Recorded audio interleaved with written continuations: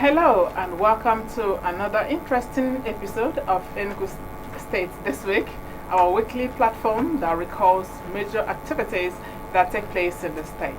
My name is Precious Chwekezie. Now let's take a look at some of the stories that made our news bulletins within the week and the review. In fact, the week opened well for the people of Enugu State, with the federal government citing a project in the state. The announcement from the federal government said it had concluded plans to establish a second cultural industry center in Enugu State, precisely at Obioma community in the local government area. This disclosure came from the Honorable Minister of Culture, Arts and Creative Economy, Hanatu Musa Musawa, while receiving the survey plan for the proposed center from the host community during a ceremony. Represented by a director in the ministry, NUB Anama, the minister commended the people for deeming it wise to allow the project to be sited in their community, saying it would create job opportunities for the teeming youths of the area. This week also, Enugu State Governor Dr. Peter Mba inaugurated the reconstituted Judicial Service Commission with a charge to uphold the tenets of the job. The commission, chaired by the state's Chief Judge, Justice Raymond Ozemena, has among other members the President, Customary Court of Appeal, Justice George Inamali, and the State Attorney General and the Commissioner for Justice, Dr. Kingsley Ude. Judith Ohini has more on this report. The governor, while describing the commission as a very integral part of the judicial sector, tasked the members to entrench their wealth of experience in the system. If you look at some of the reforms we've embarked on, we're currently digitizing and also digitalizing our processes and procedure. Our activity in making sure we get our procedure in court reported verbatim is also at an advanced level. What that obviously would do is it would eliminate the burden of longhand reporting to allow our judges to be more effective. Responding on behalf of other members of the commission, the state's Chief Judge, Justice Raymond Ozoemena, assured the governor of their commitment to discharging their duty diligently. We are happy that the first commission being represented today, the Judicial Service Commission,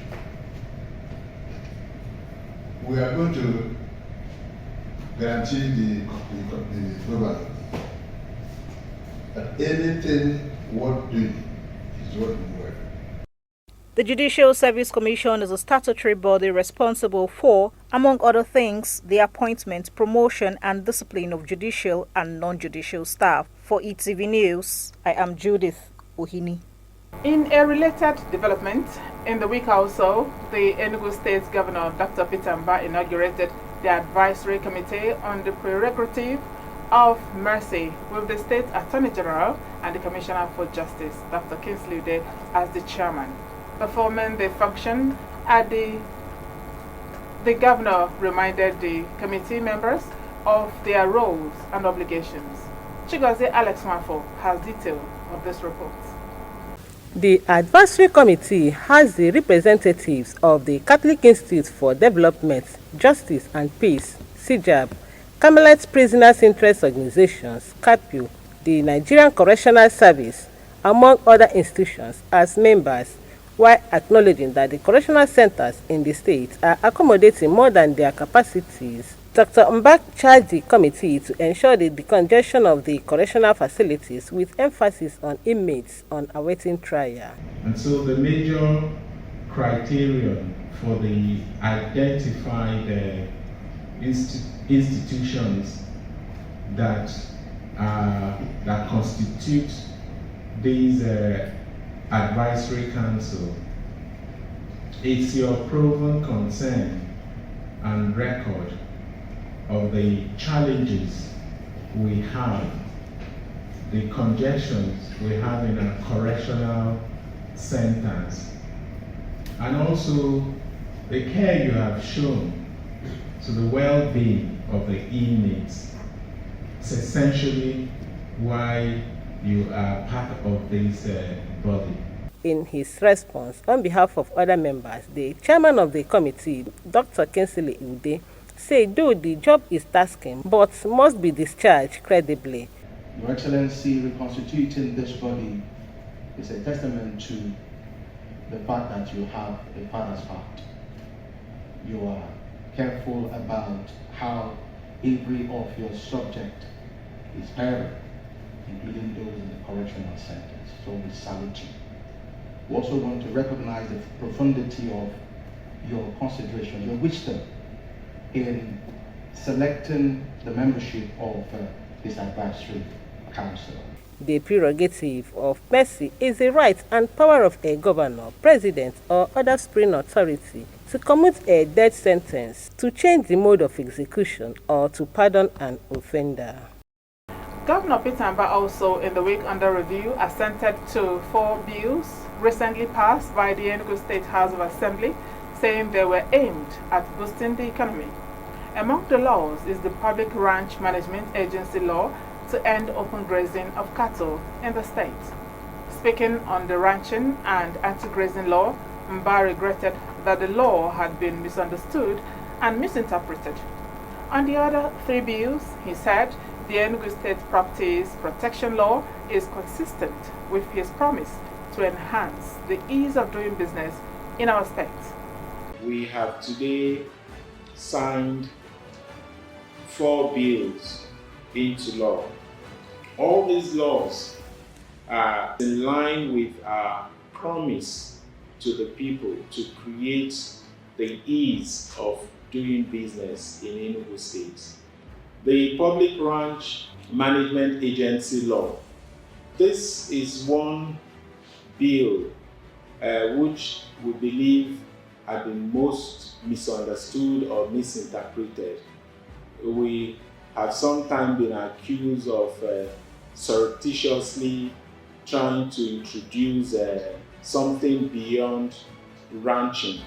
We have to put an end to the idea of having cattle or cow graze openly and then creating friction between our farmers and the herders.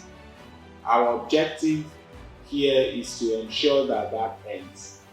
In a 21st century, there is no reason why we should encourage the open grazing of cattle.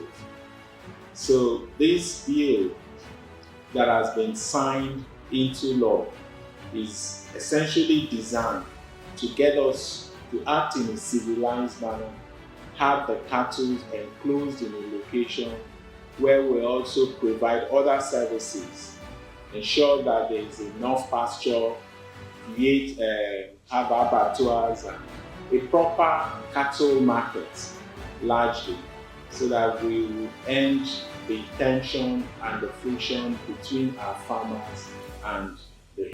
It was indeed a happy revelation to Enugu people in the week to know that the newly upgraded Enugu State College of Nursing Science, Parkland and Ogo campuses will commence admission into various programs for the 2024-2025 academic session in October 2024.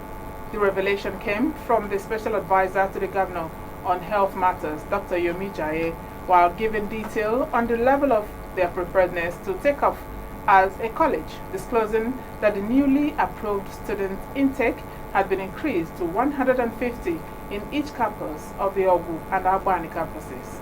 He said the college had gotten approval and they will begin with the Enugu State College of Nursing registration and accreditation of Department of Nursing at Albany. The week under review also brought together the governors of the southeastern states who converged on Enugu Government House with a resolution to interface with the federal government to discuss modalities for the release of the leader of the indigenous people of Biafra, IPOB, Mazi Nnamdi Kanu. Chairman of the forum and the Imo State Governor, Senator Hope Uzodimma, disclosed this while reading the 5-point communique before the newsmen. The governors also resolved to visit President Bola Tinubu to discuss other pressing issues concerning the Southeast region.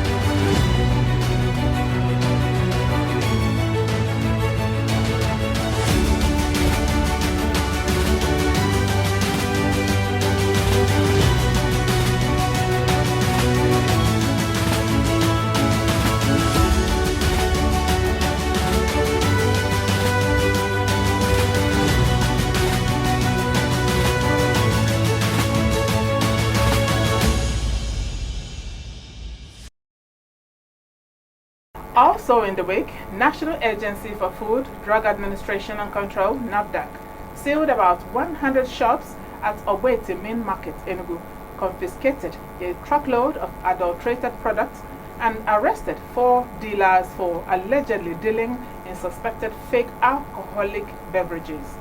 Speaking after the raid and arrest, NAFDAC's Director, Southeast Zone, Martins Iluyomade, said the suspects were already in custody and would be charged to courts after the ongoing investigation. He noted that the raid was in furtherance to NAFDAC's mandate to safeguard the health of the nation and ridding the Southeast of unwholesome, substandard, fake, and adulterated products. Where NAFDAC is out to safeguard the life and the health of all Nigerians. And so consuming anything that is adulterated and fake has serious effect on our health. And we have a lot of health issues now that are traced to consumption of fake and adulterated drinks. And so in a bit to do our constitutional role that NAFDAC has been given, so we are out here to mop up as much as we can the fake and adulterated drinks out of the market. You are watching Enugu State This Week, coming to you from ETV Channel 50, Enugu. We will take a short break now. Don't go away because we will come back with more stories for you. Oh, yeah.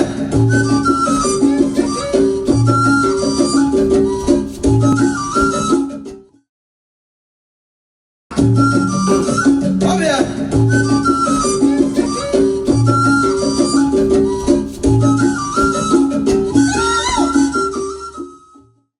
We're glad to welcome you back to the program Enugu State This Week, coming to you from ETV Channel 50, Enugu. So, in the week under review also, the Enugu State government reiterated its determination to bring massive innovation to basic education in the state. The State Commissioner for Education, Professor Ndubezemba, made the disclosure during a special edition of the program Good Morning Coal City on Sunrise FM 96.1. Speaking on the state of basic education in Enugu State, pluses and prospects, Professor Mba explained that the state under Governor Peter Mba-led administration is poised to ensure that every child acquired free digital education. Teachers, when you look at the state of primary schools across the state, including rural areas, you may begin to understand why sometimes parents prefer to not even, parents will even argue, why would I send my child to this? Okay. Right? And then, or say, I will send my child rather to a private school because of the failure of the public school system. And to teach all these children, we need 40 teachers. And we need a head of school who is also a director of academics, and a deputy head of school who is also the director of admin. Right? So you have 42 teachers taking care of this 840 children. And each cohort of 40 kids in the class, they have a facility. Right? So each classroom has a digital smart board. Right? So you can, any information you want from any part of the world, you can bring it out on that 65-inch smart board, and it's touch screen. And the school children go and they touch the board and they pull up information. It's very interactive. The causes are compounded, are complex. The traditional causes have to do with social culture, where after primary 6, some parents feel that their children have finished school and they pull them out, and the propensity is higher to pull out girls than boys. So that when we think about investment and development, that we want to invest in people, we want to invest in children today, so that tomorrow these children will create the Enugu state, right, of our dreams. The Enugu state where our GDP goes, that's our money, value of everything we produce goes from $4.4 billion every year to $30 billion. Wow. An Enugu state where there is not a poor person. An Enugu state where a 13-year-old child will come up with an app that will provide solutions. In line with Governor Peter Mba's target to grow the economy of Enugu State from the current $4.4 billion to $30 billion in 4 to 8 years, the government in the week signed a strategic landmark investment partnership agreement with the Commonwealth Enterprise and Investment Council to facilitate investment flow into the state. Speaking at the Council Global Advisory meeting in London, Governor Mba expressed optimism that the partnership deal would open scores of opportunities in the areas of infrastructure, agriculture, tourism, and hospitality, trade, and network to the state. The governor, who was represented by the Commissioner for Trade, Investments, and Industry, Adora Chukwu, added that the state had already embarked on massive investment drive, noting that the council meeting was a strategic opportunity to explore extensive areas of socio-economic interest among the 56 Commonwealth member states. In the week, the State Commissioner for Children, Gender Affairs and Social Development, Mrs. Ngozi, sounded a note of warning, saying that Enugu State government under Governor Peter Mba would not tolerate any form of child labor or abuse. The commissioner, who gave the warning during a special edition of the program Good Morning Coal City on ETV Channel 50, said government had been providing critical support to those in need. Mrs. Eni, while fielding questions from school children, explained that various measures taken so far to tackle issues of child labor in the state. I feel you should know that before now, the portfolio of children was not added to the ministry. But because we have a child-friendly governor who wants the best for every child in Enugu State, indigent or non-indigent, wants the best for them, wants them to attain the heights that they are meant to attain in life. Children were added to the portfolio of the ministry, and we are doing a lot in terms of making sure that child labor ceased in Enugu State. And also, it may interest you to know that in Enugu State we have zero tolerance for any form of child labor or child abuse. Recently, the office of the wife of the governor, Her Excellency Mrs. Nkechi Nyeremba, we just had, in collaboration with the Ministry of Children, Gender Affairs and Social Development and Custo Care Foundation, just had a sensitization walk where we made it known to Ndi Enugu that we are saying no to out of school children, and it is my mandate to make sure that every child returns back to school. No child has any reason whatsoever not to be in school. And as you know, in Enugu, basic education, that is from primary 1 to JSS 3, is free. You're not paying anything. There is no hidden charges. AI is the end thing, and I believe AI is also in the curriculum of the smart school. So Enugu children are blessed under his administration. Enugu children are blessed. They are going to benefit massively from the issues of from the smart school that is being constructed in the whole 260 wards in Enugu State. We have a rapid response team that responds instantly to any call, any gender-based violence call, be it morning, afternoon, or night. And with all thanks to His Excellency, who made sure that at any given time we need to go out to rescue or to attend to any form of gender-based violence, we have the security operatives backing us. We don't go alone. And when you have a supportive mother in the place of Her Excellency, it makes your job easier because she frowns at any form of gender-based violence. In fact, in the week, an alert for a come one, come all to the women of Enugu State as they are set to converge on Michael Barra Square for a powerful and unifying July episode of their monthly prayer gathering scheduled for next Tuesday, July 9th. The event, known as the Enugu State Women Prayer Network, has become a foundation for solidarity and spiritual intercession for the state. Her Excellency Mrs. Nkechi Nyeremba, the First Lady of Enugu State, for the specialty of this episode of the prayer gathering, extended an open invitation to a broad spectrum of women, including members of the House of Assembly, commissioners, women ministers, and representatives from various Christian denominations such as CAN, PFM, CWOs, NGOs, professional bodies, NOGE, and all women leaders from the 17 local government areas. And finally, in sports this week, the Director of Sports, Enugu State Ministry of Youth and Sport, Boniface Onovo, revealed that the state has enough facilities and potentials needed to host 2026 National Sports Festival.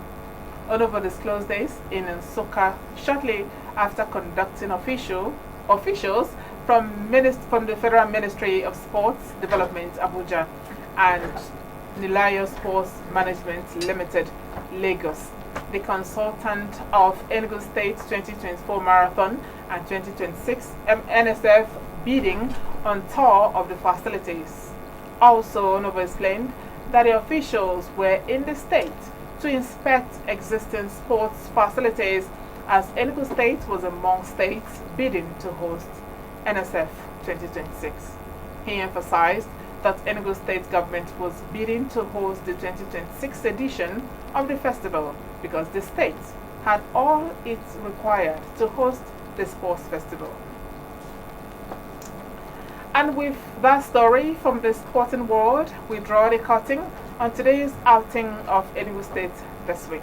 But before we go, do remember that you can follow us on our social media handles on X at Enugu ESBS, on Instagram, Enugu ESBS, on Facebook, ESBS Enugu, and subscribe to our YouTube channel at ESBS Enugu 042.